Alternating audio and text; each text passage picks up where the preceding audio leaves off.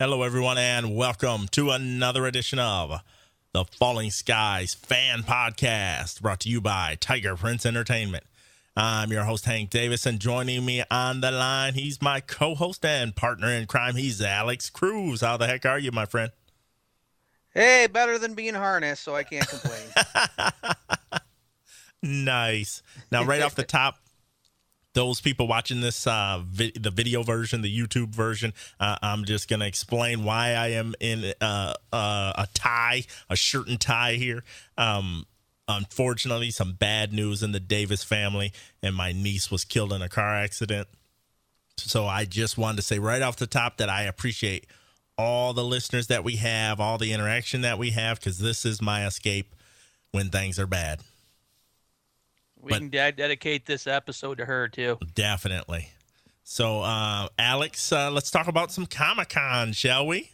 All right. And the biggest news of them all is we get a third season. The Hank Davis curse has been lifted.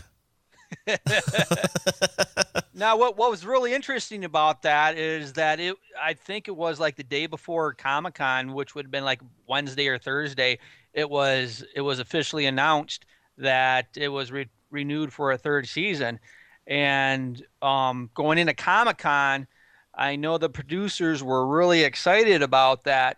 And the one producer indicated that, hey, we can go. That'd be cool if we could go 10 years. Oh, my goodness.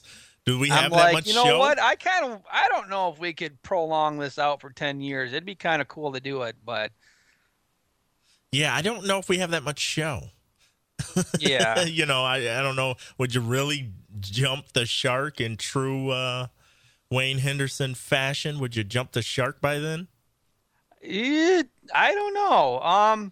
I know one thing that it was revealed. They said that a major character that we all love is going to bite it. Oh, no.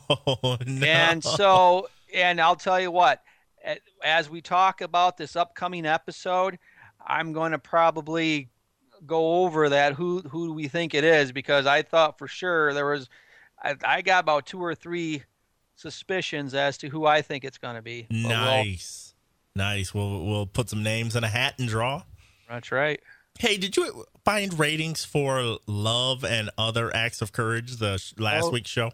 Okay, Love and Other Acts of Courage had about 3.64 million viewers, okay, which is up slightly from Youngbloods, which had 3.39. So it's kind of steadying off right now. And I'm going to the next 2 weeks, in my opinion, is going to tell if we're going to increase or not, because I really liked Homecoming. Okay. And thought there's a lot of stuff that happened in Homecoming. So, and I think this episode 17 is going to, which is Molen Labe, I think they pronounce it, is going to be an indicator of that. Okay, nice. I'm excited. I hope they can keep building on these ratings, because that's what really makes the show go, you know? And it's funny because there was a show last night on, I don't know if it was last night or the night before, on AMC, one of their top shows, and it wasn't Walking Dead. Uh-oh. But anyway, while I try to find out what show that is, Breaking Bad, I'm sorry. Breaking Bad, that's popular with the kids. Yep. Breaking Bad, it according to TV by the Numbers, it had about I want to say 2.9 million viewers, and they said it was one of their most watched shows. Oh, okay. And I'm like, wow, I guess Falling Skies isn't doing too badly then, if that's considered. Yeah. You kind of have to put it in perspective, because you and I used to talk about years ago on the Sci-Fi Channel. They kill for a 3.6 or whatever. They would kill for ratings like that.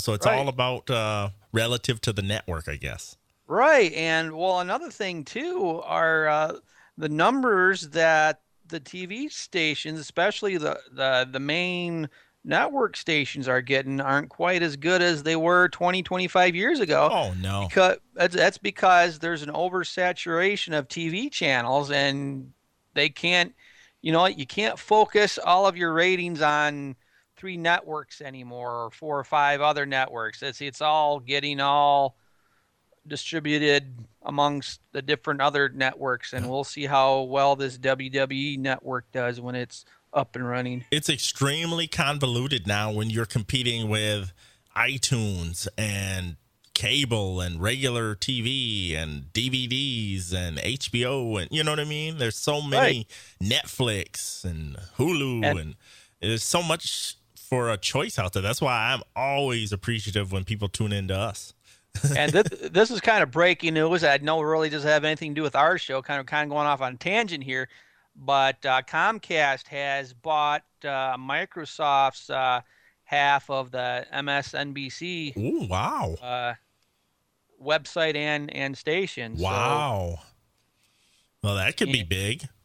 That could be really huge. Because Comcast, don't they own NBC as well? I thought they did. I think they are now the parent company of NBC. I think you're right.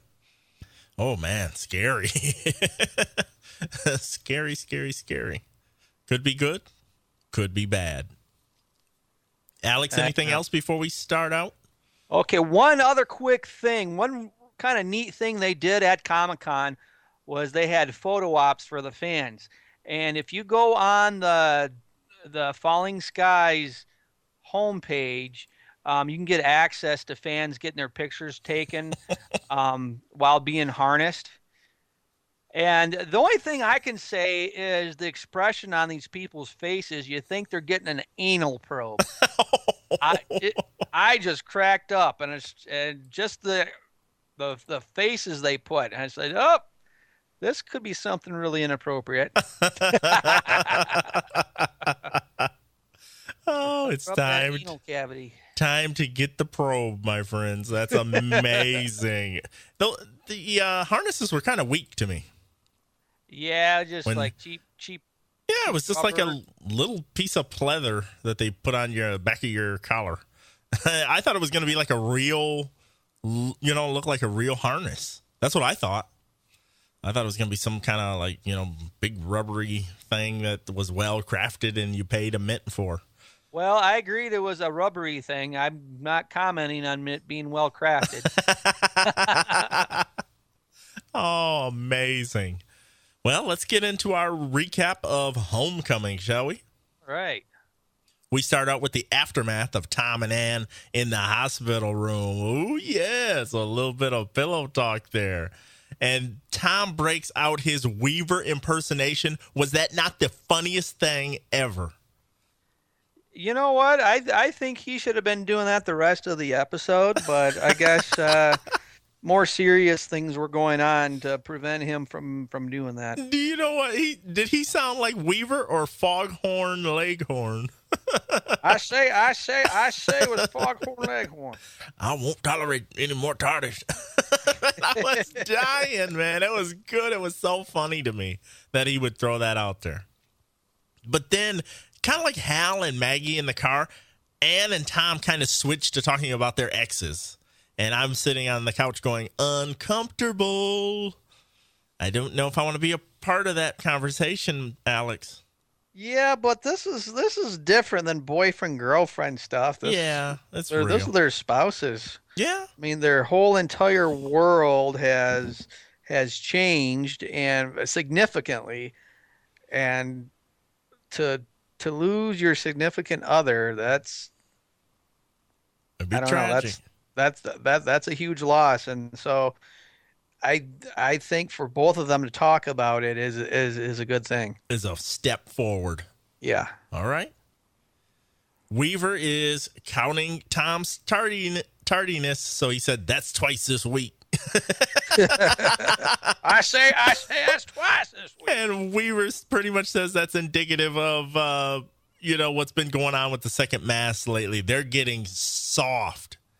And just when he says that, he starts to shake and convulse and thrash about on the floor.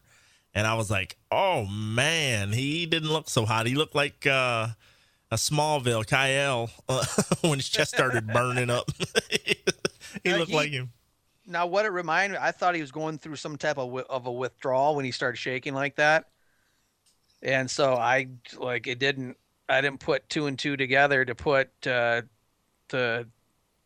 indicate that it could have been that infection that he had. Oh, okay. Okay, all right. I figured you'd assumed it was that infection right off the bat. No, I thought he was going through some type of either alcohol or whatever prescription medication he was on. So pretty much thinking the best of Weaver there, then. That's right. Got to think positive. Nice. Nice. So Tom is going to take over, and Weaver wants him to take that second mass to Charleston. And when they showed Weaver's leg, was that not disgusting or what? Well, not only that, but you know what? The rest of Weaver's body, that was nasty. Oh, gross, man. Great effects. Whoever did the effect for that, excellent job. And then, wasn't it kind of ironic to see Tom and Ann just, we saw them playing nice earlier, and then Tom kind of jumps on her a little bit, and they get into it. Well, what's kind of funny though, they're still into that. I think the honeymoon period of that relationship, and so like at the beginning, after they were done messing around, they're still lovey-dovey, and I I wonder how long this is gonna last. Well, my question was answered. 2.2 minutes. Kids. Yeah, well, welcome to real relationships where people argue. Oh man. The honeymoon's over. I guess you're sleeping on the gurney tonight. And I was like, all right. So Hal and Maggie are out kicking about, talking about their relationship, which I don't think you can really call it one so much yet. And they stumble across some kids who are unharnessed. Most of them, well, all of them appear to be dead. And then Maggie comes across Karen. And when Karen popped up like a creep show and then passed back out, I almost spit my drink out because that startled me. You know what I mean? It was like a horror flick. Yeah, I kind of assumed I knew Karen was going to be in this episode, and so I figured she was among those kids somewhere. And we get to see Karen naked. Is it? And nice. I must say, what was revealed in that phone app that you can watch, it syncs right along with the episode, and they stated that those poor kids had to. It was like January when they filmed that. Oh, and so it was cold because I guess they had flesh colored like bikinis and stuff for the girls, and wow, that would have been cold. Yeah, that would have been pretty cold right there. So was it kind of telling already right at the start that Karen is the only one that's, got some life in her and none of the other ones did? Well, you know what? I thought at first, I was like, oh, cool, Karen's back.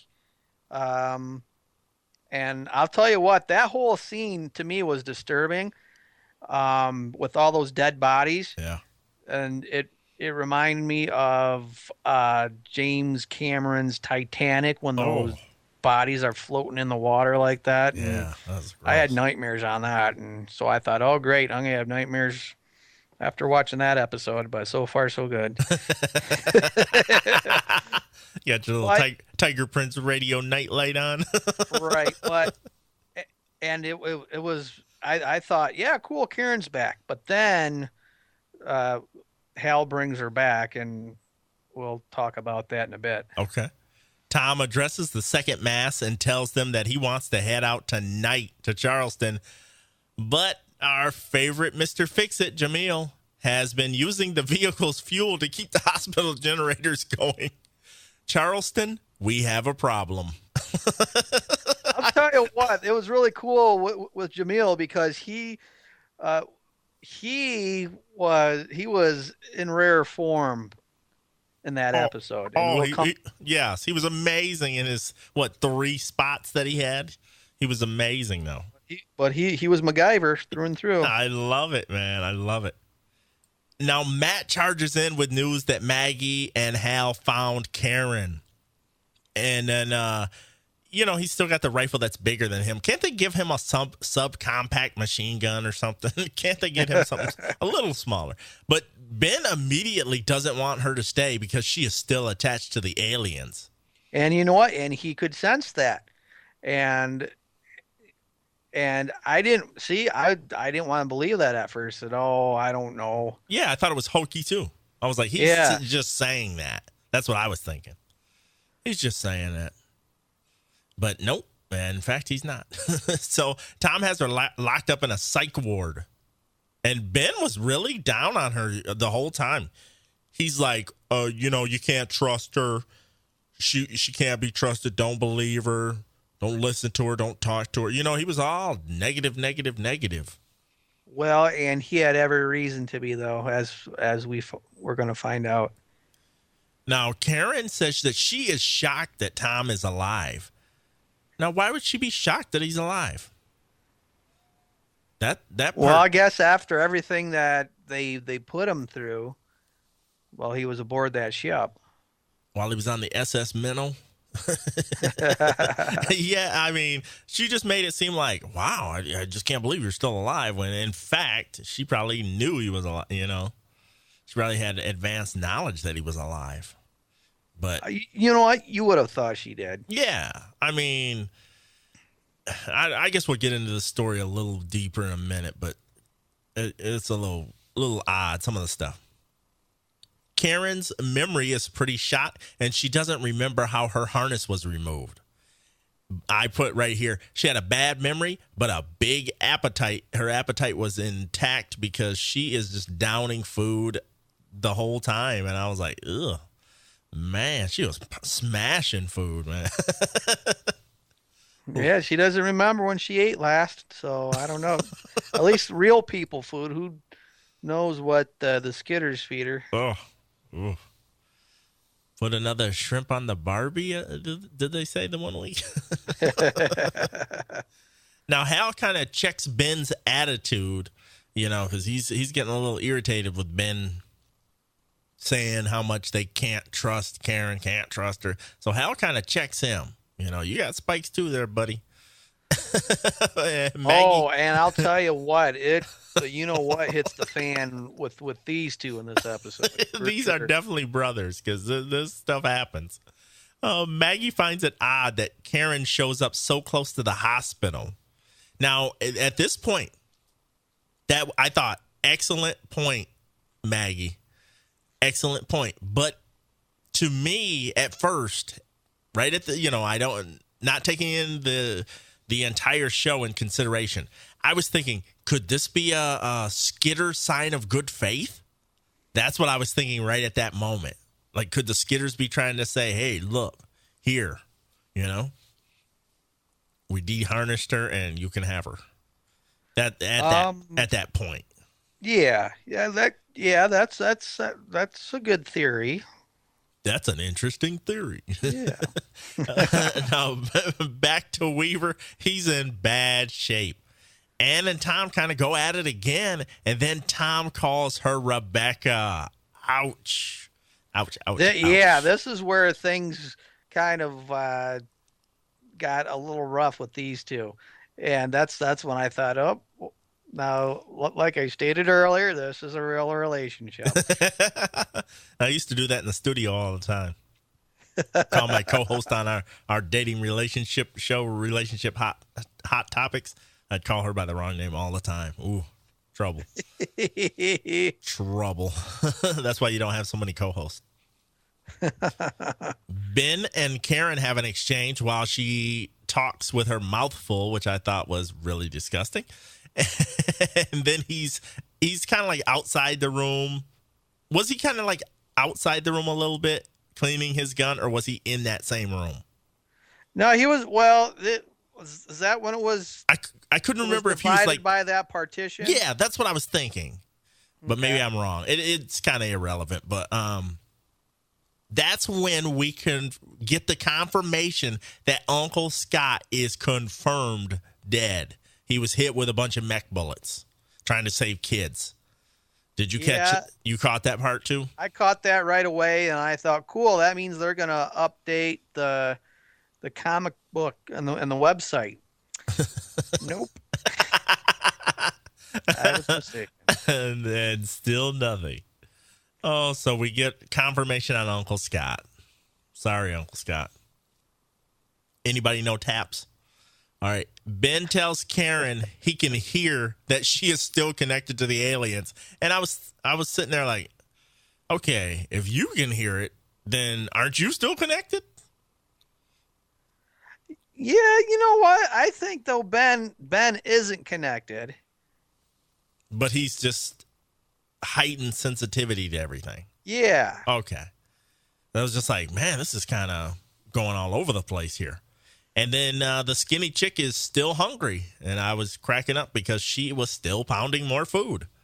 And I'm like, wow, where did you put it all? Or else she's puking in the corner, whichever. After that scene, she probably did. Oh, my goodness. Weaver isn't looking any better, but Lourdes has a plan. So she has this plan to induce some kind of exocorporea hypothermia or something. I don't know. Whatever. Yeah, they're gonna like transfuse the blood, and he's gonna heat the blood up to get rid of the poison, and then put it back into his system while being cooled, and that was supposed to kill the infection. And so I mean, sounds pretty cool, but I don't know if I'd really be a test dummy for such. And guess who they have come up with the design? Our buddy Jamil has to come up with something to pump Weaver's blood to make this all happen. Oh, my goodness. That guy is a jack of all trades, isn't he? All that out of a stick of bubble gum. Go figure. I use this gum wrapper, and I'm like, okay, nice. Jamil can do that. This guy we've never seen until this season. He's got a lot of talent. All right. The Berserkers come back with no fuel, but they've got something better, my friend. Anthony and Pope. However, Pope is barely alive. Was that a sight for sore eyes, though, Alex? Yeah, I didn't figure we see Pope quite this quickly. I figured it'd be a couple more episodes before we see Pope, or at least the season finale. So to see Pope this early was surprising to me. It was awesome, a great surprise. So Anthony just seemed to be a little out of it, but Pope he looked like he was down for the count almost at that point. Right. So the name of this episode is Homecoming. So at first, you think it's like a homecoming for Karen. Yep. But it's a homecoming for Anthony and Pope as well. Yes. Yes. Karen is still trying to wear Ben down by talking nonsense. And she's still packing down food. I was like, wow, where's she putting it all? So so she seems to be pumping him for information. She was like, right, kind of like wording things a little different. Like when you're trying to poke at somebody to get a little something back from them. So I thought that was pretty interesting. And then she says that she can see and hear things that seem to be hard to believe. I was like, uh-oh, she's got all the heightened stuff like him. And you know what? She was trying her darndest to get underneath his skin, so to speak, to kind of break him down. And now she is succeeding. Yes, and she kind of shows off her muscles, her strength. She lifts that bed up like, watch this. And then when they get a little close, their spikes light up together and they kiss. I did not see that coming. And it was really funny, though, because when they were actually filming that scene, the actress who plays Karen, actually the director told her to just surprise the actor who plays Ben and kiss him before they start filming the scene. And so that surprise look from Ben's face at first was was actually genuine. Oh my gosh, are you serious? Yeah, it was almost like it was like improv. That is pretty crazy. I did not look at that. Was that on the phone app? Yeah, it was on the phone app. And right? I had it on too, and I did not notice that. Good one, man. Wow. Yeah, that would have caught me off guard too. I'd been like, okay, where's Ashton Kutcher? I'm getting punked. So then Hal comes in the room. Uh-oh. And oh boy, Karen takes the easy way out because she passes out for a second while Ben runs out of the room. I was like, oh, here we go. Why do you have to have a different love triangle now? It's like a totally different love triangle. Going in the wrong direction, my friends. Jamil has made the device that's going to pump Weaver's blood. So Mr. Fix-It has done it again. I won't even bother with the music because he's done it again. He does it constantly nowadays. So Tom finally apologizes to Anne for thinking that he knows more than she does. Do you get that about Tom, though, where he just thinks he's right about everything? Well, one thing I get about Tom is Tom thinks he's right, but sometimes he's not so sure of himself. Because I know when he was put in charge of the second mass, he was as nervous as just more nervous than anything you could ever imagine because he's like, wait, I can't do this without Weaver. Yeah, you're right. And then there's other times where he's just like second guessing everybody. Yeah, exactly. Hey, Jamil, you're trying to rebuild an engine? That's not how you do it. This is how you do it. Mr. Know-It-All. So, well, he's a college professor, so they tend to be like that. So just then the generator goes out and Jamil has to go find a small generator. But while that's going on, Tom's moving that. What was he moving with his hands? Something to keep the blood pumping? It was that blood pump. He was manually pumping it, I guess. I was like, you got the wrong dude manning that thing. What if his arms get tired? and so I thought, because in the back of my mind, after reading those reports on the Fallen Skies panel at Comic-Con, I thought, could this be the episode that one of our beloved characters die? Oh, no. So I thought, well, maybe it's Weaver. Oh, that'd be terrible. That would be a huge character, too. Yeah. That'd be terrible. So Jamil comes back with that small generator, and we're back in business. Oh, my gosh. I was like, yeah, because you don't want Tom trying to do that for too long. And plus, they have to keep the blood at a certain temperature, too. Yeah, I didn't even think about that part of it. Yeah, how would you do that if that generator is down for long? So Tech and company come back with a bunch of fuel. How ironic was that, Alex, that the Berserkers were able to find some fuel? Not only that, but they left a bunch behind. They could go get some more, so they had more than enough. See? Unlimited resource. Now, Maggie has been looking for Hal, and Hal's pretty shaken up. Hal starts to blame Ben for everything.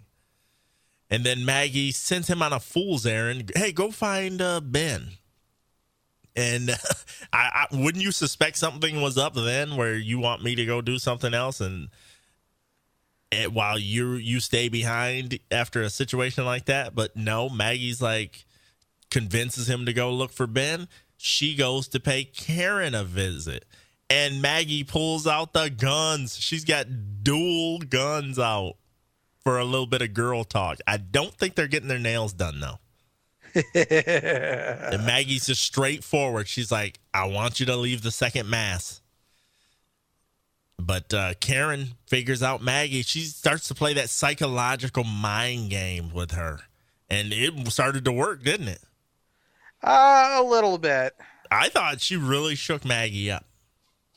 I really did. I felt like she really had her shaken up. And then, she's got the guns out.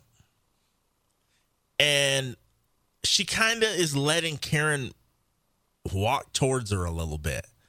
which I thought, mistake, start shooting.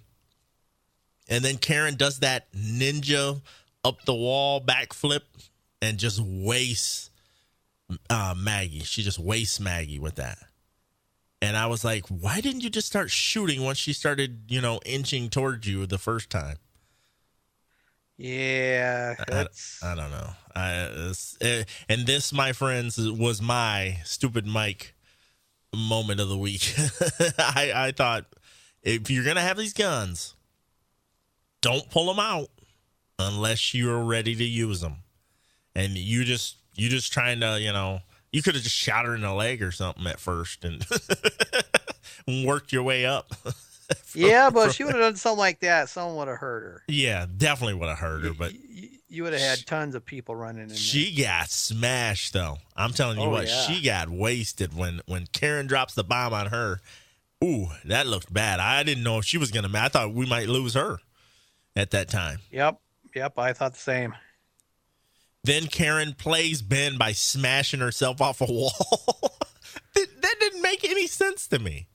Well, it did. It did to me. I know what she was trying to do. Yeah, I know what she was trying to do, but it was like, okay, contestant A is on the ground and not moving. Contestant B is like, oh, I'm just rattled a little bit. Oh, she tried to get me. It's like, wait a minute. You didn't come out on the worst end of the stick. Right. But anyway, she convinces Ben to bail out on the second mast, and they're off and running. So Hal gets the drop on Ben and Karen on the rooftop. Ben says he's sorry, and then he chokes Hal out. Is this getting to be a little bit concerning that the big brother is he just can't match up with the alien enhanced little brother? See, now we're talking about the stupid Mike Memorial Award of the Week. It in my opinion, it goes back to Ben. Oh my goodness! Because Ben was extremely smart about Karen's motives and everything, but then all of a sudden he changes his mind. Well, and he doesn't see that he's being manipulated.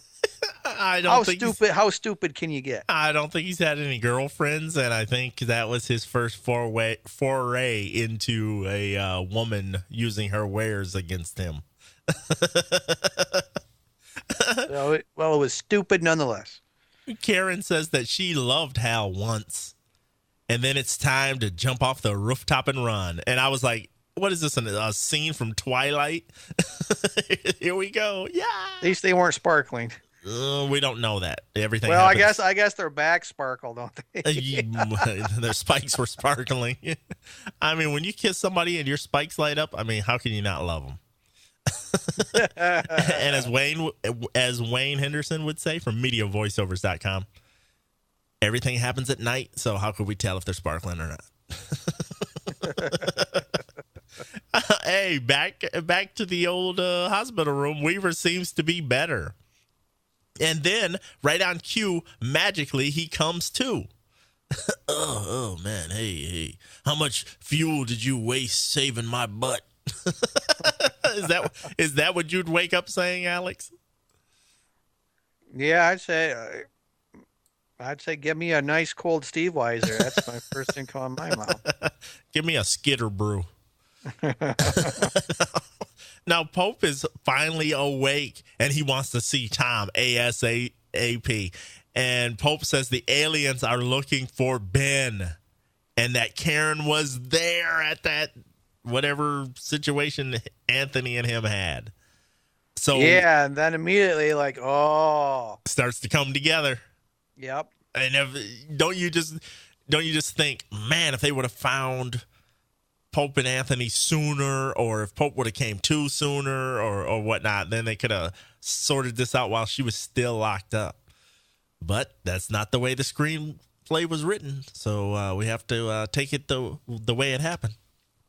So Tom finds Maggie, then he finds Hal, and we see Ben and Karen running through the woods as we go off the air. Oh, my goodness. Alex, I guess first I want to know who is going to win the stupid Mike Award. I want Karen to win it just because you've got two guns. You fail to hit your target. Oh, you mean Maggie? Oh, sorry, Maggie with the two guns failing to hit Karen. On the just boom, one to the kneecap. That's the warning. and I say it goes back to Ben because he was thinking with the other head, so to speak. Okay, so since Ben has such an outstanding track record of collecting the awards, I guess we've got to go with him. I guess we will honor Ben Mason once again. I don't know how many times this season he has won this dubious award, the Stupid Mike Memorial Award. I mean, how stupid can you be? Just, I don't know. I don't trust you. Okay, let's go. Yeah, let's make a break for it. He knew everything. He knew you can't be trusted. And so she succeeded in manipulating everybody around her to not trust Ben, and then also manipulated Ben himself because, well, Ben was the prime target to begin with, and she was very good. But I don't know. See, Ben knew it, and he just kind of he changed, oh, she's okay after all. Come on, how stupid can you get? In about 10 minutes of airtime, he changed his tune. Yeah, I was really quick. It was pretty amazing that he did go from one end of the spectrum to another. Ratings wise, Alex, I have some from a few people. Joe, he gives this episode a solid 8 out of 10. Renee gives this episode also an 8 out of 10. Alex, I also posted on Twitter that I give this an 8 out of 10. The Harnish Children. Alex, what are you giving this episode? I give it a good solid 8 as well. Okay. It seems, what I like about this show, it seems like the majority of the people see the episodes the same way. You don't get too many people trailing too far. Like James, he's our Australian judge that he might be a little harder on the show than the rest of us. But well, I'll tell you that the whole episode though, I kept on going, ooh, whoa, cool. It was good. I really thought they bounced back for me. Just for me. I mean, I thought it was good. And you know what? It's not perfect, but it's a lot better than last week. Definitely. We can all agree on that, I think. So let's look ahead to next week on Falling Skies, titled Moulin Lave. Ben falls into a dangerous situation thanks to a person he trusted. Meanwhile, Tom ensnares another captive. Weaver offers Matt a job, minimum wage, and the unit face a new enemy when they're trapped in the basement of a building. Now, Alex, I want to dissect this just for a second, just make some predictions, so to speak. So Ben falls into a dangerous situation thanks to a person he trusted. Now, obviously, you would think Karen, wouldn't you? Definitely. But I'm going to go out on a limb, and I'm going to say, Red Eye. I'm going to say, Red Eye resurfaces and does something traitorous or treacherous to him. Okay. So that's what I'm going to go out on a limb on that. And you know what? One thing we didn't reveal is the main reason why they're after Ben was because Ben was in contact with old Red Eye, and they wanted to. There was talk of that Skitter Rebellion. That Skitter Rebellion, exactly. Okay. Yeah, very good. Very good. Now, I still think it's Karen. Okay. It should be Karen. By all intents and purposes, it should be her. Weaver offers Matt a job. What possibly could he be doing? He's going to be skitter bait once more. You're going to be head skitter baiter? And I don't know. What kind of job could Matt do? I'm not sure about that one. Maybe he'll have to keep an eye on Pope for him or something. Something covert. Now, the unit faces a new enemy when they're trapped in the basement, and we see it on the preview. You know what? I was really excited that they actually showed the previews before. Right away. Yeah, right away. Yeah. And it was funny because I turned the TV off right after that. I didn't watch that episode. Nice. Nice. So it does work. So, yes, those little creatures. And I'm going to tell you right now, that creeps me out. Stuff like that creeps me out. Those little things. It kind of reminded me of Aliens, with all the aliens chasing after you, except they're the little tiny, I don't know if they're mechs or whatever. Whatever. And when you talked about a main character, a major character being, could it be Lourdes? Could Lourdes go down? She looked like she was in jeopardy in that building. Could it be her? I don't know. I guess we're gonna have to stay tuned. Oh, that's what's gonna help us. As of the episode, this past episode, it's like I can see it could be right now. It could be either Maggie or it could be Weaver. Oh man. Okay, we'll have to make our guesses. Do you have guesses, folks? You can hit us up +1 810-309-8445 or email us at tprfans@yahoo.com. That's tprfans@yahoo.com. And now, Alex, the Greek phrase molon lave means come and take them.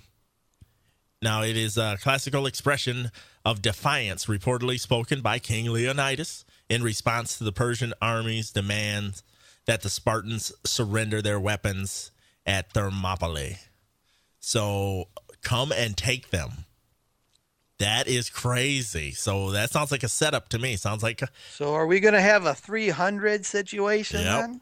Yep. Get them in the hot gates. And I don't know. Love that movie. I do too. That's why they're making a sequel somehow. Yeah. We have an email from James. You want to hear that, Alex? Yeah. All right. Hey, Hank and Alex. Well, first things first. Thanks for the show, as always. Your efforts are really appreciated. Even all the way on the other side of the world. Awesome. So he says, so what do we see in this episode? When the second mass has a meeting, the only person who didn't get a chair was Di. Tom was late, and he still got a chair. Oh, my goodness. He says, now, I don't want to mention this, but if you slow down the video of when Hal and Margaret found Karen, I thought I saw Admiral Akbar behind some trees. It's a trap. Star Wars reference. Oh, by the way, Hal, we have a saying where I'm from. It goes like this. Don't be a fool for your tool. He's going to give him the stupid Mike award right there, it looks like. So he agrees with you. Well, actually, he agrees that he agrees for the same reason. Yeah, for the same reason. Hey, did anyone else notice the inconsistencies in Karen's story? First, she remembers things clearly, and then she doesn't remember things. Seemed like a lot of BS. Speaking of BS, Lourdes is planning the cure for Weaver. How desperate are the second mass? Anyway, I'd like to give the Stupid Mike Memorial Award to Ben. No, Hal. No, Ben. Hal. Okay, it goes to Hal. Only because he has won at least 4 of them now. Hal is the reigning champion of stupidity. He says, P.S. My favorite bit was when Margaret went to interrogate Karen and she pulled out a lovely set of ... pistols. Nice. I love it, James. Alex, any final thoughts on this episode? Like I stated earlier, we're stepping in the right direction, and let's see. We have 4 episodes left now? Yes. Oh wow, this is over soon.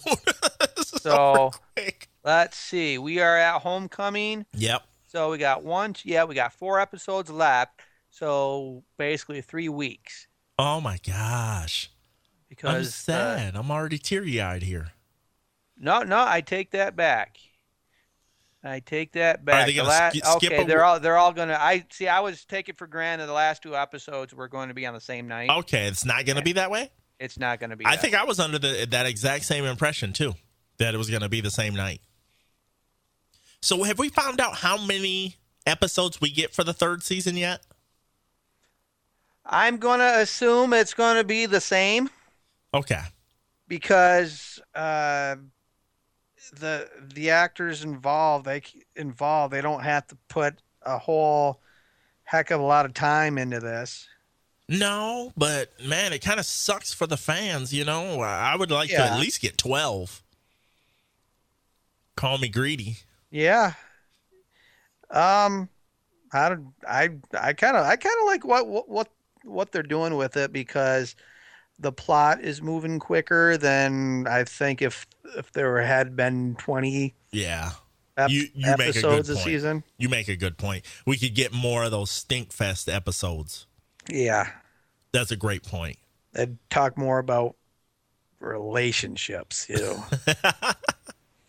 But folks, be sure to hit us up. You can hit us up with the voicemail number I gave earlier, the email address I gave earlier, or on Twitter.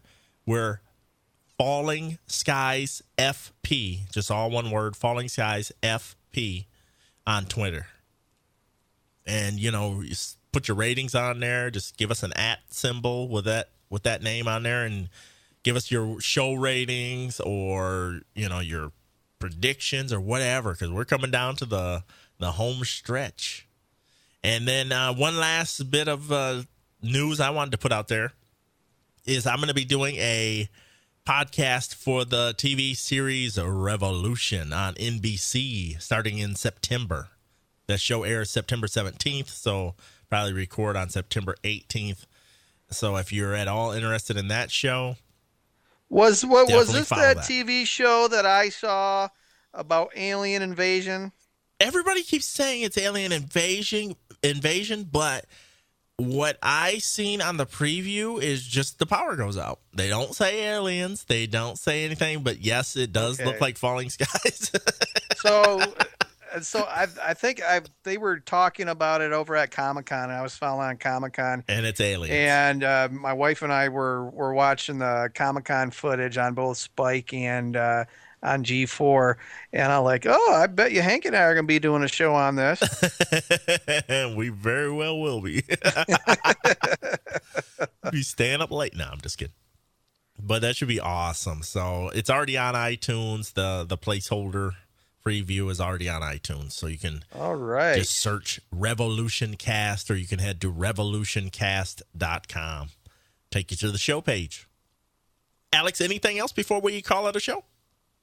No, but pretty soon I think all these shows are just going to start being all the same, don't you? Yeah, it's starting to get that way. I mean, there's only so many alien invasion shows that you can do. There's only so many cop shows, post-apocalyptic disaster shows, mystery shows. There's only so many categories, so it does. I don't know. I think maybe NBC is saying, hey, they're getting some pretty decent numbers out of Fallen Skies. Yep. So let's see if we can do that too. Which is actually kind of smart. And then their budget would probably be a lot more substantial. You know, they could probably do a better. They could probably do a better lead in too, I would think. Well, you'd have to do a better lead in to attract those Falling Skies fans. Yep, and then just boom, kind of get in there. I don't know. We'll see. I don't know.